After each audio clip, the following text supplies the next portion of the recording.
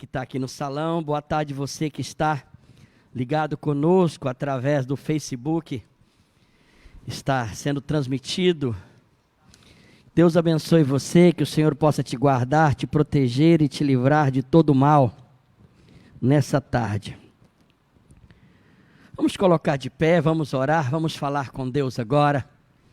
Pedir ao Senhor que mais uma vez fale conosco. Senhor Jesus, nós temos o privilégio de nos aproximarmos do Senhor mais uma vez. Temos a necessidade de estarmos diante do Senhor, diante da Tua face, diante do Teu Espírito. E eu quero te pedir de maneira viva e eficaz. Senhor, fala conosco. Senhor, fala com o Teu Espírito. Fala, nos desperta.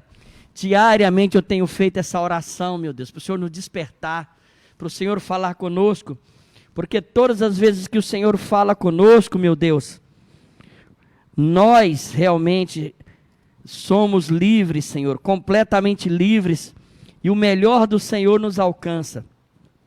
Por isso, Senhor, eu quero te pedir que o nosso coração seja despertado para ouvir Tua voz, despertado para ouvir Tua palavra, em nome de Jesus. Amém. Abra sua Bíblia comigo lá no livro de Gênesis, capítulo 3, versículo 7 e 8. Então foram abertos os olhos de ambos, Adão e Eva, e eles conheceram que estavam nus, coseram folhas de figueira e fizeram para si aventais. Versículo 8. E ouviram a voz de Deus que passeava no jardim pela viração do dia, e se esconderam-se Adão e a sua mulher da presença do Senhor por entre as árvores. Versículo 9. Chamou o Senhor Deus a Adão e disse: Adão, onde estás? Ele disse: eu ouvi a tua voz soar no jardim, eu temi ou eu tive medo porque estava nu, então eu o quê? Me escondi. Aqui, gente, conta a história, do versículo 1 até o 6, conta a história aonde a serpente, ou seja, Satanás, usando a serpente, engana Eva, e engana também Adão, e os dois pecaram contra Deus. Quando eles pecaram contra Deus, volta lá por favor no versículo 7 agora, novamente, os olhos deles, ou seja, foram abertos. Aberto como? Porque até então eles estavam naquilo que a gente chama da idade da inocência, aonde a pessoa não tem malícia no coração. Essa é a idade da inocência. Os dois estavam na idade da inocência, tanto é que eles estavam nus e não se preocupavam com aquilo, porque aquela era o quê? A normalidade. Não havia impureza em vê-los num ao outro. Assim como a gente vê claramente, porque eu nunca estive num lugar desse, mas entre uma grande parte das aldeias dos índios ainda, mesmo no Brasil, na região amazônica, as mulheres e os homens andam nus. Eles estão na idade da inocência. Eles olham um para o outro, aquilo é a sua normalidade. A anormalidade é estar vestido. Mas se chegar uma pessoa da cidade e vê-los nus, imediatamente o quê? Eles já olham com malícia. Se um homem chegar lá e ver, por exemplo, uma índia ali na faixa de 16, 17, 18 anos, sem filhos, aquela moça está com o corpo na normalidade. Imediatamente, ele vai olhar o quê? Com impureza. Se uma mulher olhar para um índio, vai olhar com impureza. Por quê? Porque já perderam a inocência. No nosso meio, as pessoas já nascem com a inocência sendo tirada, sendo aviltada. Por isso que tem que se vestir roupas. E eles estavam assim. Então, quando abriu os olhos, que acabou a inocência, que começaram a olhar com um olhar de tentação, de desejo, conheceram que estavam nus, cozeram folha de figueira e para si aventais. Aí começaram a se cobrir, a se tampar. Continue agora, versículo 8. E ouviram a voz de Deus que passeava no jardim, ou seja, todos os dias Deus falava com Adão e com Eva. Mas quando eles viram que estavam nus, que estavam errados, que tinham pecado, se esconderam, Adão e Eva, da presença do Senhor. Agora olha o versículo 9. E chamou o Senhor Adão e disse: aonde estás? Olha o versículo 10 agora. Eu ouvi a tua voz, eu tive medo, eu temi, porque estava nu e me escondi. E eu quero falar nessa tarde com você, por que Adão e Eva tentaram esconder ou se esconder de Deus? Porque eles haviam errado, porque eles haviam pecado, porque eles haviam quebrado um mandamento que o Senhor ordenara que não quebrasse. A partir dali, eles começaram a esconder. E o Senhor pergunta: onde está? Eu falei: eu tive medo do Senhor. E eu escondi. A partir desse fato, quando ele diz: eu ouvi soar a tua voz e eu temi, como eu estava nu, eu vi que eu estava nu, que eu estava em pecado, eu me escondi. A partir daí, nasceu a dificuldade do ser humano em falar a verdade para o outro. Nasceu a dificuldade em falar a verdade e começou a esconder dos outros aquilo que está dentro do seu interior. Mas é interessante que tem um mandamento do Senhor, Efésios 4, 5. Olha o que está escrito lá, por favor. Efésios capítulo 4, versículo 5.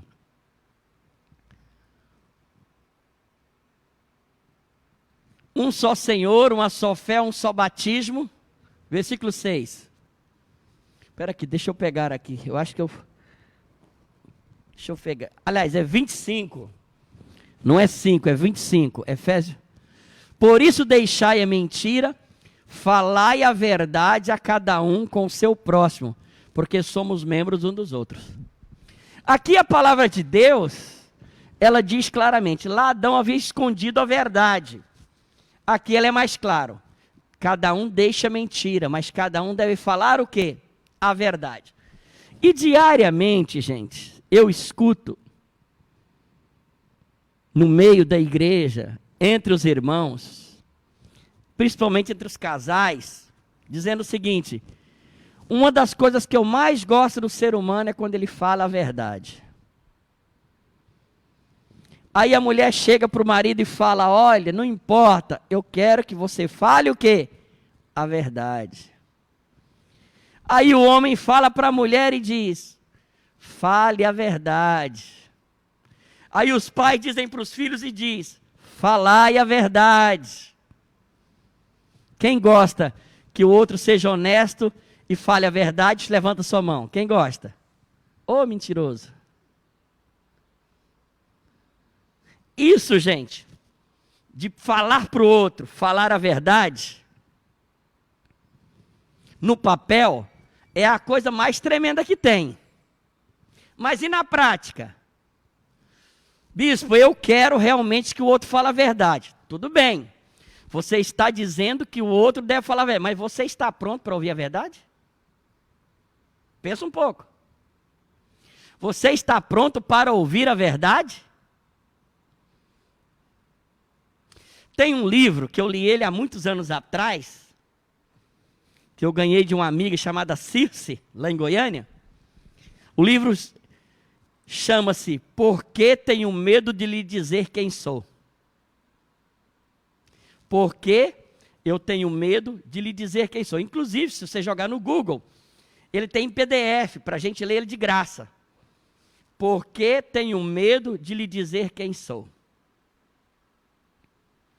E aí eu li esse livro, a resposta final é: por que eu tenho medo de lhe dizer quem sou? Porque se de fato eu lhe disser quem eu sou, você não vai gostar muito. Porque normalmente, nas relações, a gente só fala o que o outro quer ouvir. E o outro chega e fala, eu quero que você fale a verdade. Aí ele diz, e se eu falar a verdade, qual será a sua reação? Qual será a sua atitude? Se eu falar realmente quem eu sou. Porque até aqui você conhece o meu lado bom. Aquilo que é a aparência. Aquilo que aparenta ser. E quando nas relações a pessoa, ela mostra para os outros, para quem está perto, as credenciais de que ele é bom, de que ele é íntegro, de que é honesto, de que é amável, de que entende, compreende. Essas são as credenciais que nós queremos que o outro tenha. Mas e se a pessoa resolver falar a verdade, inclusive aquilo que ela pensa de verdade, aquilo que está escondido no seu coração, que está escondido na sua alma, e se ela resolver falar dos desejos impuros que estão no coração, e resolver falar daquilo que são as suas tentações internas, você está pronta para ouvir? Por que eu tenho medo de lhe dizer quem sou? Porque o Senhor perguntou, ô Adão, onde estás? Ele falou, eu estou escondido, porque eu tive medo. Por que Adão teve medo? O medo de Adão é o mesmo medo de hoje. A pessoa, quando fala a verdade, imediatamente suscita no outro o julgamento. E normalmente, o que julga é tão errado quanto. Mas ele não teve a coragem o quê? De falar, de se expor. Mas como o erro do outro não foi exposto, ele trata o meu erro como se o meu erro fosse pior que o dele. E aí ele começa a me julgar, a dizer que nem crente eu sou. Porque se fosse crente, não fazia o que está fazendo. E esquece que aquela pessoa está num processo de transformação. Segundo, o problema que a maioria tem de falar a verdade, porque tem medo do julgamento. Segundo, tem medo da crítica. Porque aquele sujeito todo errado, além de me julgar, vai ficar o quê? Criticando. E ele critica e ainda diz, é para o seu bem. Como é que é? Você já viu alguma crítica que é para o bem do outro? E ele ainda chega e fala, eu quero que você entenda que a minha crítica é construtiva. Constrói o quê? Constrói uma barreira. Porque ninguém gosta de ser o quê? Criticado. Então, quando você fala a verdade, o outro vai te julgar e vai criticar. Além de criticar, além de julgar, criticar, esta pessoa vai te condenar. Então ele julga, critica e condena o outro. Quando há uma condenação, você está impondo uma pena para aquele que falou a verdade. Logo, por que ele está sendo julgado agora? Por que ele está sendo criticado? Por que ele está sendo condenado? Porque você disse para ele que deveria falar a verdade. Mas deveria falar a verdade aceitável, aquela palatável, aquela verdade que todo mundo vê que você é uma pessoa especial, é uma pessoa maravilhosa. Mas se você contar as suas mazelas, os seus sonhos, seus desejos, seus sentimentos, tudo aquilo que está aqui dentro, está lá dentro, a pessoa, quando ela diz, conte a verdade, na hora que você conta, ela fica escandalizada. Ela escandaliza.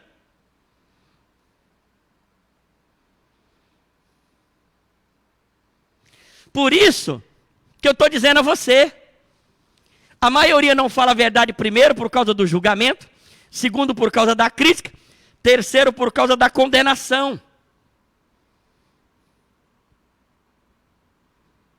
E a pessoa que julga, que critica e condena, a pena que ela dá para aquela pessoa chama-se rejeição.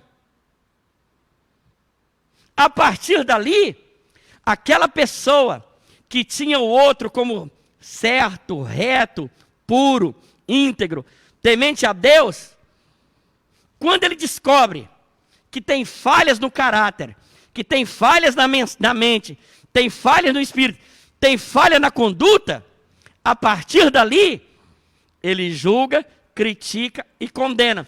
Quando descobre que aquilo é verdade, a partir dali, é como se aquela pessoa fosse leprosa e ele começa a rejeitar.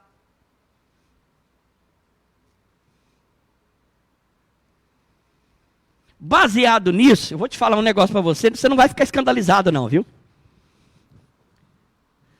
Eu me lembro certa feita, na nossa congregação, isso faz muitos anos.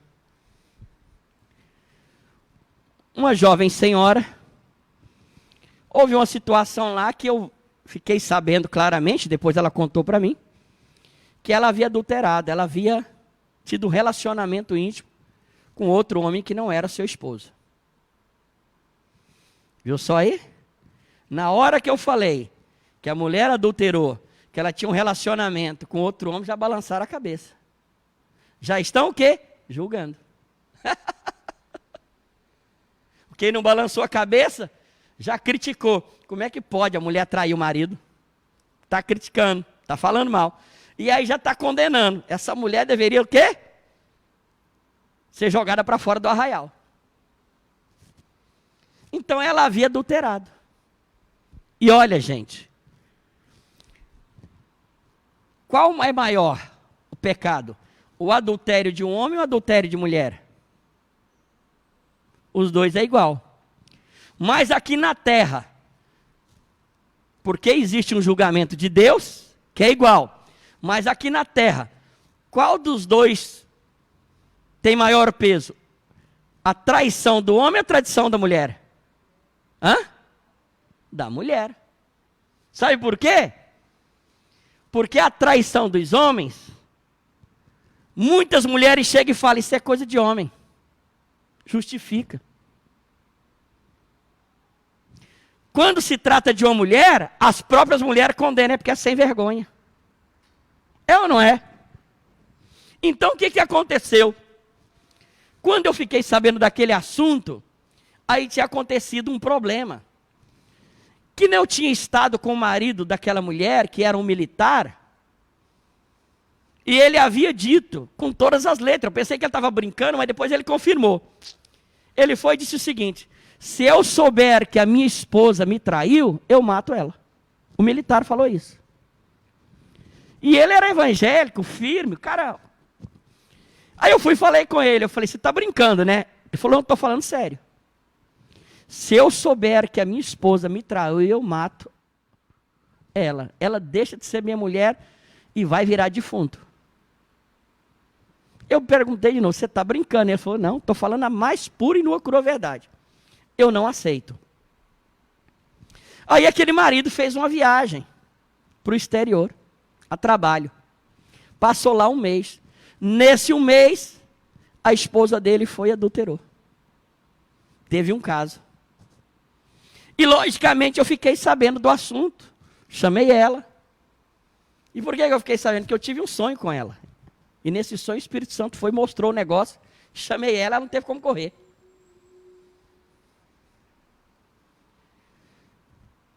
E aí aconteceu o seguinte. Aí vem o dilema. Conta para o marido? Você vai orientar ela e exige que ela conte para o marido? Fale a verdade? Ela adulterou. Ela errou. Ela pecou. Ela traiu. E aí, qual a sua orientação? Você orientaria ela a contar para o marido? Ou você mesmo como pastor contaria para o marido dela? Não tem que falar a verdade? Sim ou não? Tem ou não tem? Mas o marido dela tinha falado há um mês que se soubesse matava ela. Tem que falar a verdade? E agora? Pode ser que ele estivesse blefando. Que aquilo era apenas um sentimento e um pensamento. E quando ele viesse saber a verdade, ele não faria nada. Pode ser que ele estivesse blefando. E se ele estivesse falando a verdade? Ele tiraria a vida dela. Como é que ficaria você, ou que orientou ela, a falar a verdade?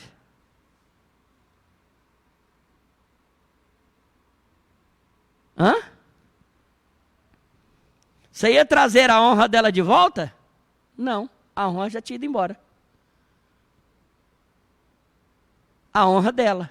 E se você falar a verdade, e o marido chega, pegava a pistola e matava ela, aí não ia perder a honra dela, e ela agora morreu, e ele não ia perder a honra dele, porque ele era assassino, e aquela família tinha duas garotas. E aí? Como é que fica? Você está achando que a vida pastoral é fácil? Então vem para cá que eu vou te mostrar como é que funciona. Só que tinha um detalhe. Quando a esposa viu que a gente sabia, ela foi e botou na cabeça, eu vou me separar, vou me separar, vou me separar. E quando ela morava aqui ainda, ela era uma péssima mulher, era uma péssima esposa. É ruim mesmo, ela é ruim de cela.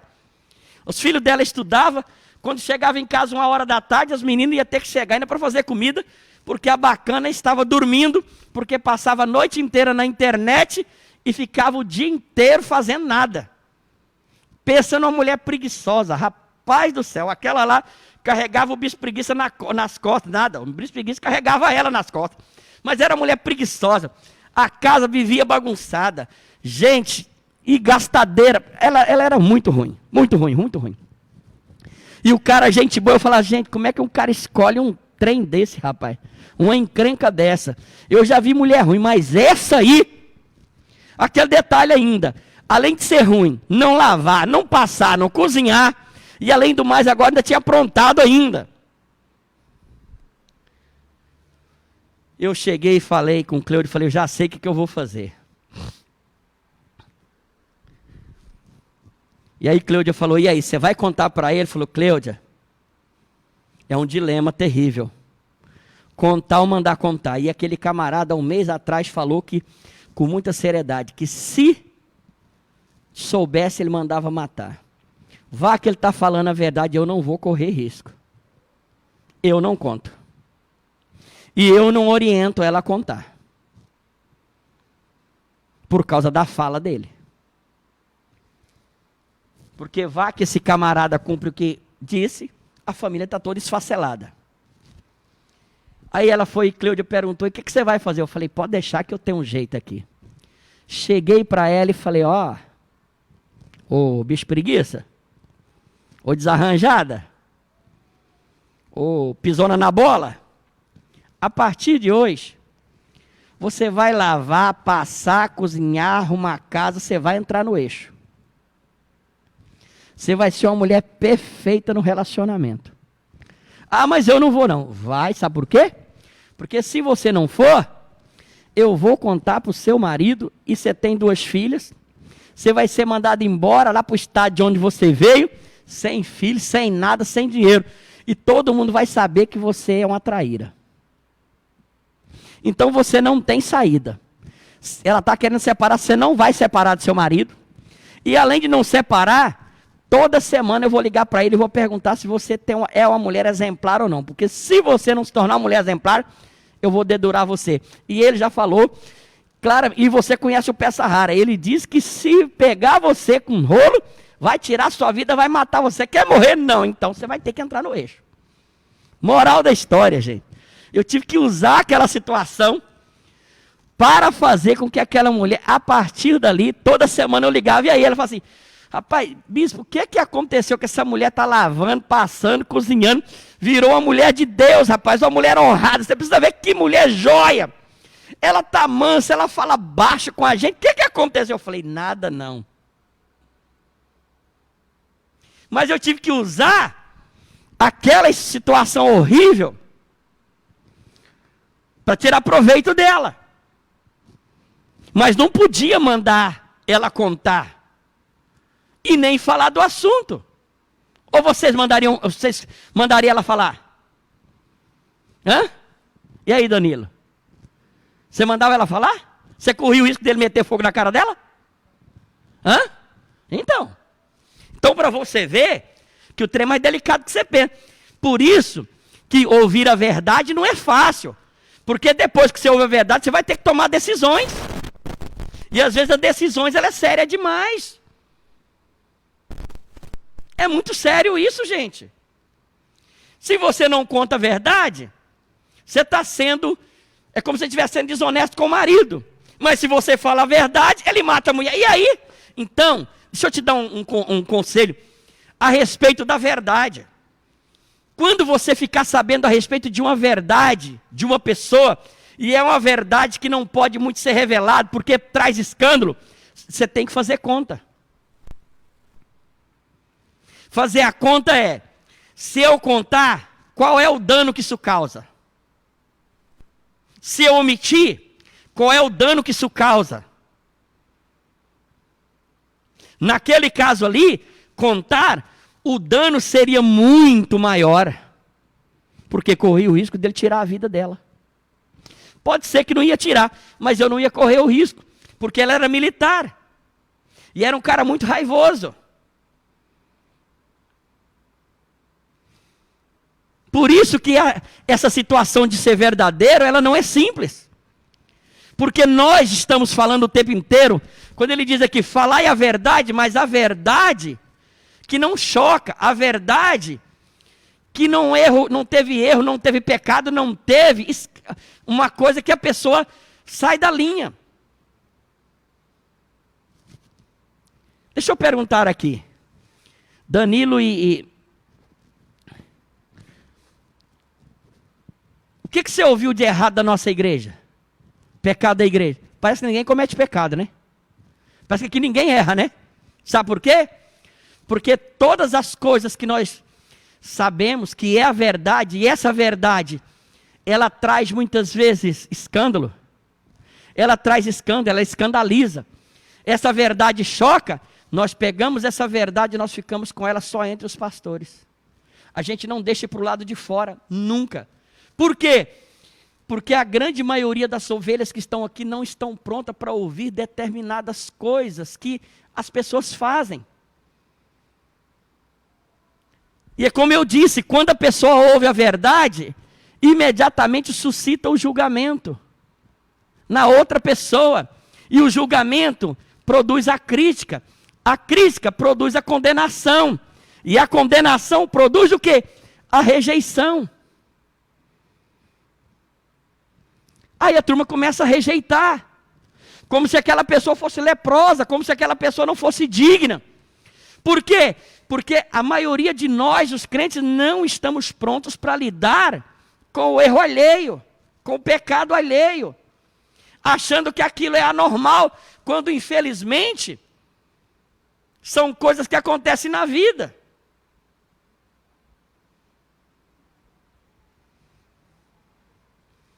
Por isso, se eu quero ouvir a verdade, olha o que está escrito lá, em 2 Coríntios, capítulo 6, versículo 11. 2 Coríntios 6, 11.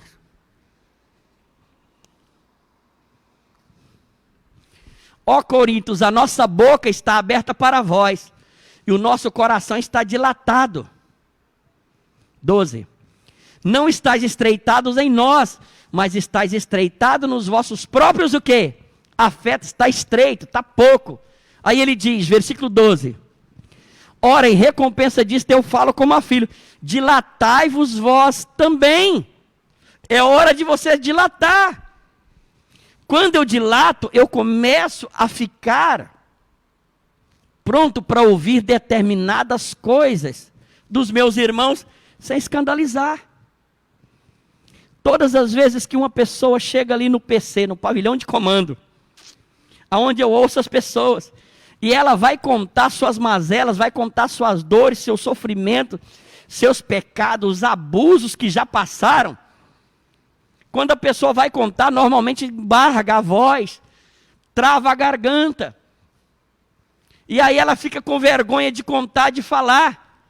Eu chego e falo, olha, não há nada que você diga que eu não tenha ouvido já antes. E não há nada que você diga que o meu pai não tenha visto. E eu estou aqui com os ouvidos de Deus para te ouvir, mas sem te julgar. E eu vou ser muito claro. Não importa o que ela fala, que a pessoa diga. Só dela estar falando, ela já está buscando a cura. Só dela estar falando, ela já está buscando a restauração, a libertação, a transformação. Porque a coisa mais difícil que tem é poder falar. Tomar coragem para falar. Falar uma verdade que ninguém quer escutar. Falar uma verdade que a mulher não está pronta para ouvir. Falar a verdade que o marido não está pronto para ouvir. Falar a verdade que os pais não estão prontos para ouvir. Mas Deus está pronto para ouvir porque Ele conhece cada um de nós. E quando nós estamos dilatados nos sentimentos, nos afetos, aí então, quando aquela pessoa fala das suas mazelas, fala das suas dores, do seu sofrimento, dos seus erros, dos seus pecados, quando nós olhamos, nós não olhamos com o olhar de homem, com julgamento, não olhamos com o olhar de humano que critica, não olhamos com o olhar das pessoas desta terra que julgam, e principalmente não olha com o olhar da humanidade que rejeita. Nós olhamos com o olhar de Deus, que ao invés de julgar, Ele chega e fala, olha, meu coração está dilatado para te entender, o seu sofrimento, a sua dor. Bispo, mas como é que você trata o erro? Não, uma coisa é você entender, a outra é fazer a pessoa consertar as coisas. Porque para ela chegar até aqui para falar do assunto, você tem noção do sofrimento que foi? Da luta interna? Ela chega e fala, na hora que eu falar, o bispo vai me julgar, vai me criticar, ele vai me condenar e vai me rejeitar. Então Satanás faz muita ninho na cabeça daquela pessoa, até que ela descobre que ela falando, ela se torna livre, liberta, curada e sarada. E a igreja é para isso, para curar, para sarar. Não importa o que aconteceu, importa que Deus te entende, te compreende. Isso não nos dá o direito de ficar pecando aleatoriamente. Hoje o que eu estou dizendo, que se pecou, o que acontece? Nós temos um advogado que é Jesus Cristo, que vai nos sarar dessas mazelas em nome de Jesus. Quantos estão entendendo? Diga aleluia. Então vamos colocar de pé e vamos falar com Deus.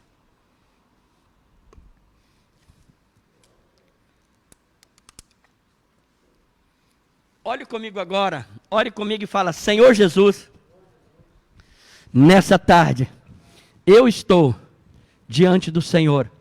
Fala, e eu compreendo que os céus estão abertos sobre mim. E eu te peço, agora, ó meu Deus, me ajuda a entender, a compreender as pessoas que estão perto de mim. Que eu não escute com julgamento, com crítica, com condenação, com rejeição, mas que eu possa escutar com o coração aberto para entender, para compreender, sem tirar o desejo de consertar, de ajustar, de arrumar, de fazer a pessoa voltar de novo a praticar o bem. Fala, ó meu Deus, me ajuda a ouvir a verdade do meu irmão, sem me escandalizar. É isso que eu te peço, ó Deus, para a minha vida, para a minha casa, em nome de Jesus. Amém e amém. Amém, irmãos? Olha, lembrando que quinta-feira que vem, às 19h30, nós teremos a nossa live. Toda quinta-feira.